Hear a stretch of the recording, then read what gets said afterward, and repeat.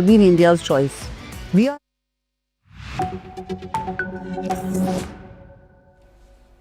Hello and welcome. I'm Kriti Mehta and you're watching the World Report on NewsX World. Let's start with a check of the top headlines this hour. Yemen's Presidential Council cancelled UAE defense deal, paving the way for UAE forces in Yemen to leave within 24 hours. Indian Prime Minister Narendra Modi, Donald Trump among world leaders to express concern over the attack on Russian President Vladimir Putin's residence. Ukraine's foreign minister called on other countries to refrain from responding to what he said were false Russian reports about an attack on Putin's residence, saying they undermine peace process.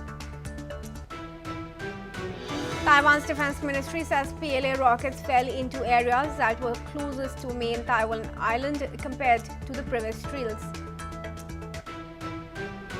Donald Trump says the United States could support another major strike on Iran if it rebuilds missile or nuclear programs and warns Hamas of severe consequences if it does not disarm. Speaking alongside Israeli Prime Minister Benjamin Netanyahu, he suggests Tehran may be trying to restore its weapons capabilities. A senior advisor to Iran's supreme leader warns that any aggression against the country will face an immediate harsh response after Donald Trump threatens to eradicate any nuclear rebuilding. He says Iran's missile and defense capabilities are not containable and will be used if provoked. Donald Trump says he's not concerned about China's military drills around Taiwan, calling them long-standing naval exercises.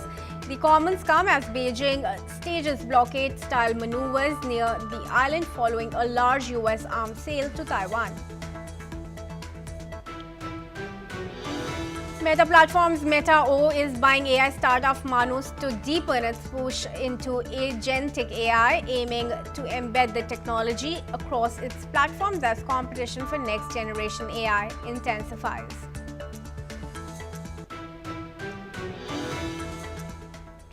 Let's start with the top focus on World Report now. Taiwan's military says that China was unable to impose a blockade during its latest live fire drills around the self-ruled island. According to a senior defense official, Beijing's exercises did not prevent ships from entering or leaving Taiwanese waters, contradicting claims that the drills were designed to isolate the island.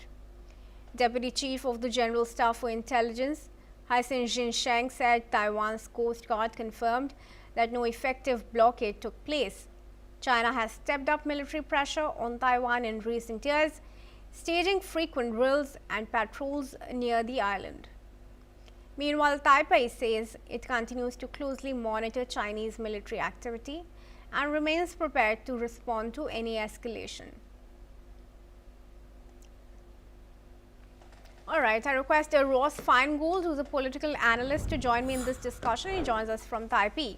Thank you very much, Mr. Feingold, for joining me here at NewsX World.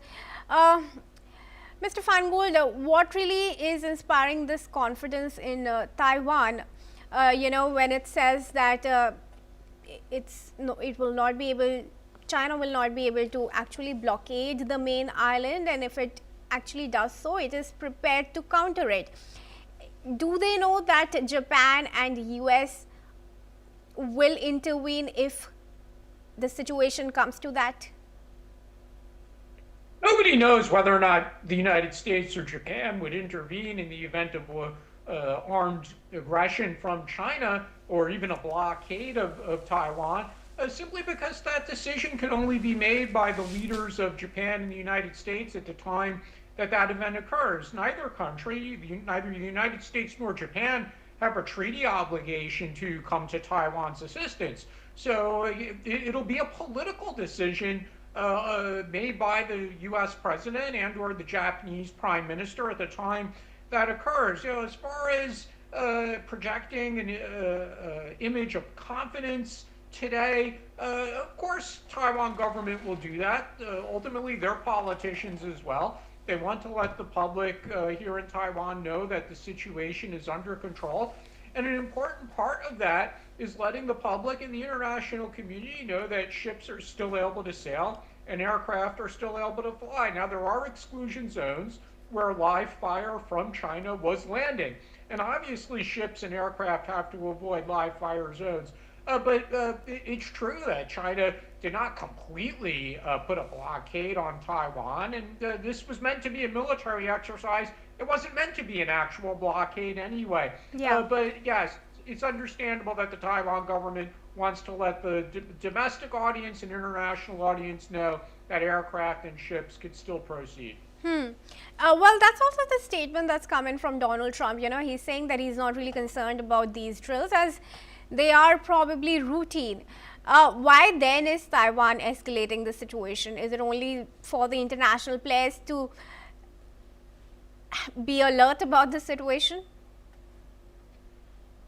First, we have to keep in mind the party that's escalating this situation is China, not Taiwan, because it's China that's decided to carry out this very large and frankly, dangerous military exercise. Anytime there's live fire in a place where there's busy shipping lanes and a large amount of civilian aircraft, there is some danger that is inherent with that.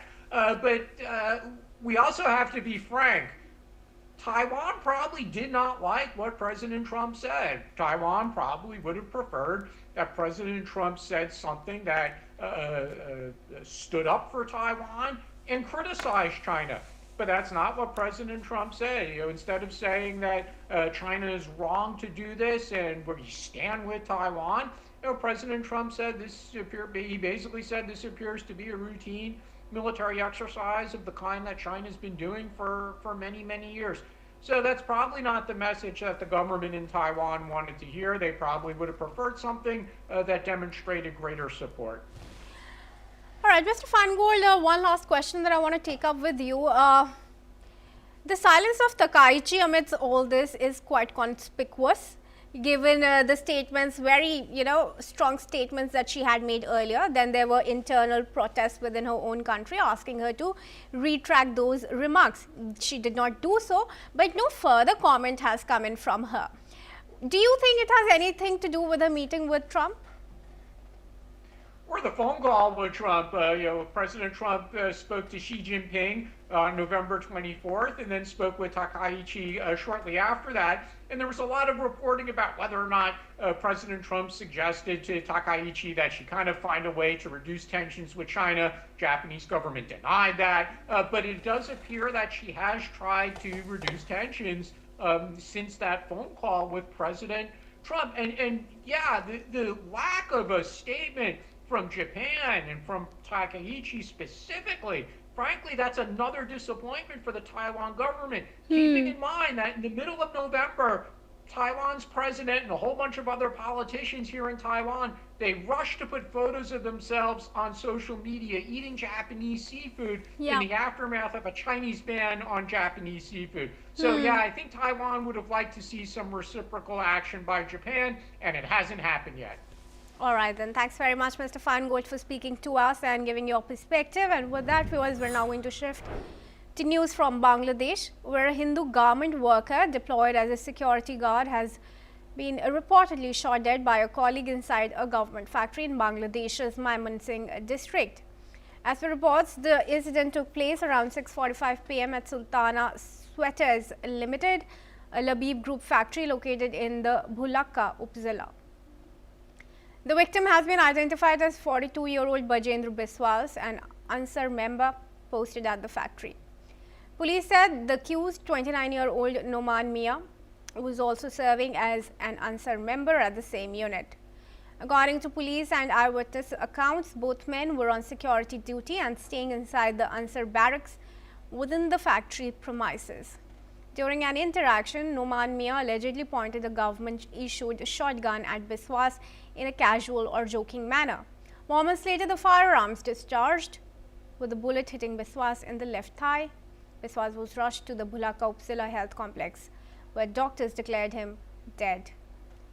Concerned police station in charge, Muhammad Jahidul Islam, said the accused has been arrested and the shotgun used in the incidents has been seized. The body has been sent to Mymensingh Medical College Hospital for post-mortem examination. I now request a retired Major General Sudhakar Ji, who is a senior strategic and international affairs expert, to join me in this discussion.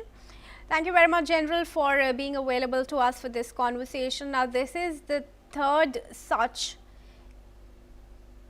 killing of a Hindu man in Bangladesh in the recent times, in the last few weeks. So, Dhakarji, I just want to bring this to your, notice that when Christian minorities were being allegedly ethnically cleansed in Nigeria, Donald Trump had struck the Islamic State actors there. Hindu minorities in Bangladesh are there's a big threat to them. More and more deaths are being reported now. What action do you think the international players, especially neighboring India, should take? Good evening, Kriti. Good, brilliant question you have asked, and you have drawn a very good parallel also. Nothing. I'm saying simple answer is nothing. You have given two subparts: international stakeholders, nothing; India, nothing. Because the environment obtaining in Nigeria in relation to USA is different than the environment obtaining in Bangladesh in relation to India. So this has to be understood. When I say environment, what is the environment that is prevailing particularly in Bangladesh?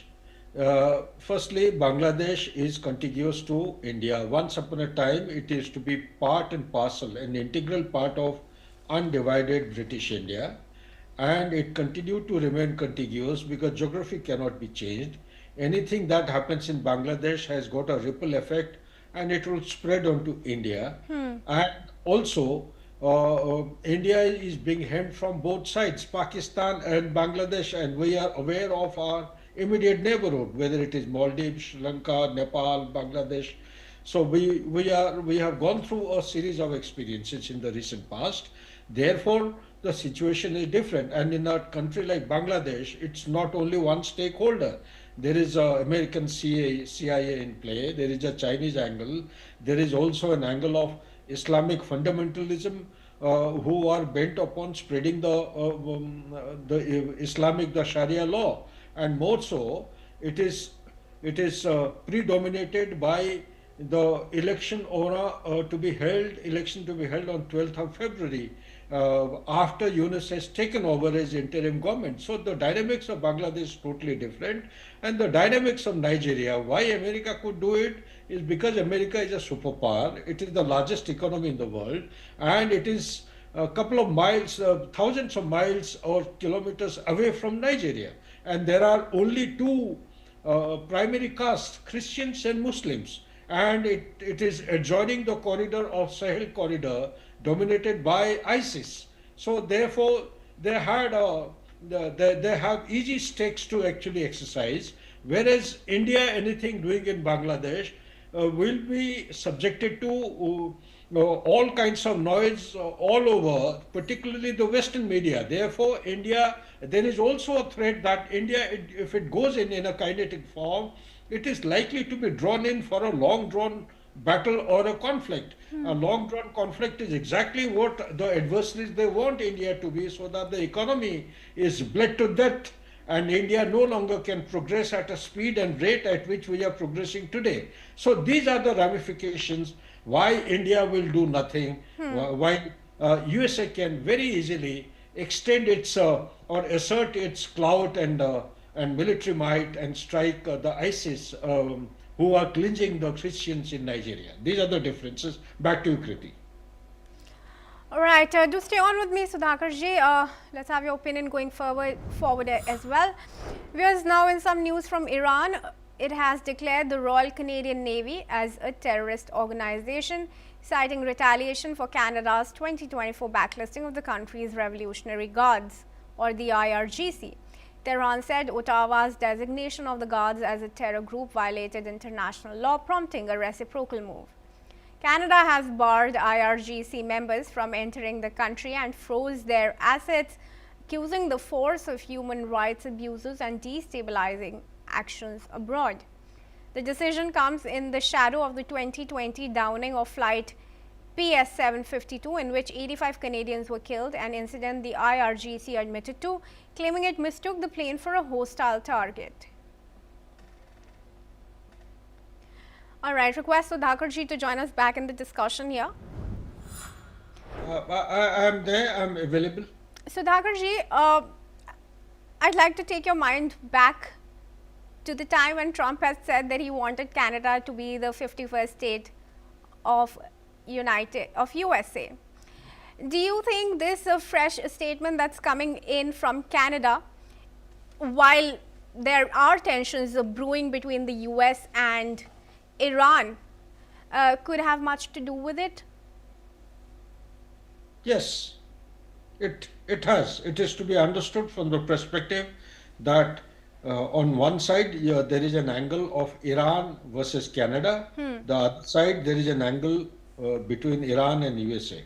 When you talk about Iran versus Canada, our mind should go back to 2012. Since 2012, there have been ding-dong battle going on of very blatant and aggressive statements between both the countries, Canada and Iran, and each one has been imposing some restriction or calling a shot as far as the diplomatic angles are concerned. But the turning point came in 2020, like you rightly said, after the flight that SP-752, after it took off from Tehran, it was shot down. And immediately after that, Canada came down very heavily and started calling the Iranian, that is revolutionary,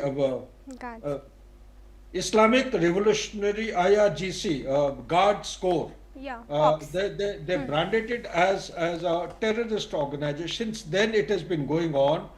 They may not have formally declared, but it has been going on for quite some time. And I think 2022, they made a formal promulgation.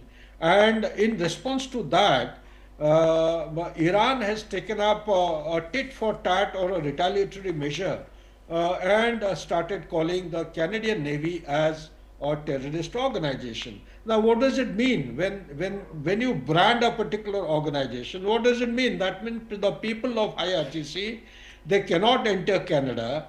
Their properties in Canada can be seized at ease, and they cannot contact with Canadian officials and the people. So these are the restrictions, and same goes when they impose some restrictions on the Canadian Navy. Similar thing is also applied. So it's a retaliation which they have imposed. As far as USA, Canada and Iran are concerned, I believe that there is a little thaw which is taking place. 51st state has been a statement of the past. Now the Canadian leadership and Americans are warming up, particularly Donald Trump. There is a change of mind, but knowing Donald Trump and his transactional behavior, what will come next is anybody's guess. For the moment, I would say I tend to agree with you, and your statement in the question, definitely it is showing a platform of convergence as far as Canada and USA are concerned, and they are showing signatures of going back to the old bonhomie to some extent, not to a large extent. So therefore, it will be fair to say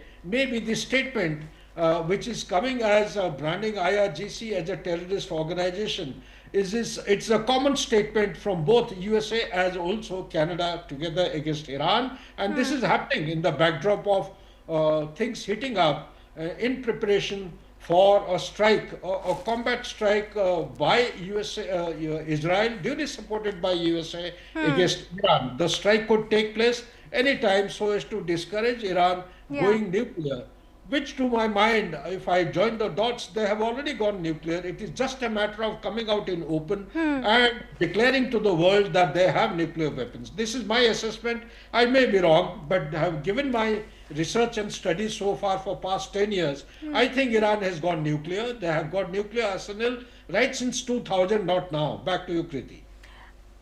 All right, so Dhakarji, one last question. How do you also see the response from Iran coming in when Trump has warned Tehran against any escalation? Tehran is also saying in the event of an attack, it will go full throttle as well.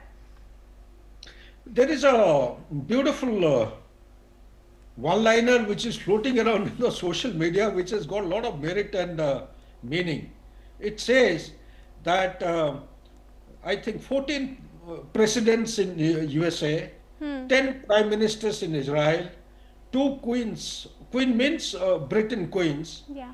They could not do any harm, or sorry, they could not change the regime, or they couldn't inflict the damage and prevent Iran from testing and progressing in their nuclear Yeah. reactors, and what's to that effect. So it goes to say, despite the Iranian revolution which took place in 1979, this has been a long spectrum of activity putting pressure on Iran and trying to deter it from asserting its military might.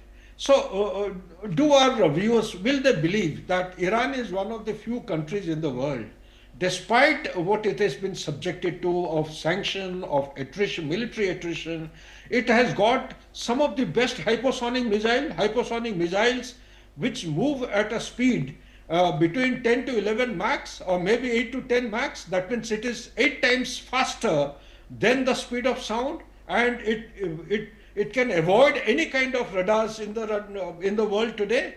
Although the range, it is going to be mounted on ICBM or on the ballistic missile. The range is giving them a reach up to Israel, say, but time is not far. I am given to understand, my open source studies indicates that North Korea also is in collaboration with Iran. China is supporting Iran. Russia is supporting Iran. For all you know, one fine day we may be, mounted with a surprise that here is the ICBM of 12,000, 15,000, which Pakistan is asserting to have received from North Korea or one of these countries. So the Iran also could very well deter and also threat to punish America directly. So under these circumstances, the retaliation from Iran, notwithstanding the military attrition which has been subjected to in the recent past, particularly 11th of June 2025, is going to be very heavy, and it is going to be insurmountable in comparative terms. That means what? That means that it would their basic objective is to make sure that Israel ceases to exist on the map of Middle East. That is not going to be achieved so easily. But the retaliation definitely is going to be very, very hard-hitting and very intense, as per my assessment. Back to you, Kriti. All right. Thank you very much, Bajendra Sudhakar, for joining me with your opinion here. And with that, viewers, we're now going to move ahead, saying it has banned drone use nationwide. Meanwhile, China has helped mediate talks between the two nations, aiming to rebuild the trust and consolidate the ceasefire. NVIDIA brought over 214 million shares at $23.28 each in a private placement. The deal is seen as a critical lifeline for Intel, which has struggled with financial challenges and high production costs. The US Federal Trade Commission cleared the deal earlier this month, and despite the purchase, NVIDIA's stocks saw a slight dip, while Intel's remained rather stable. That's all we have time for. Do keep watching NewsX World.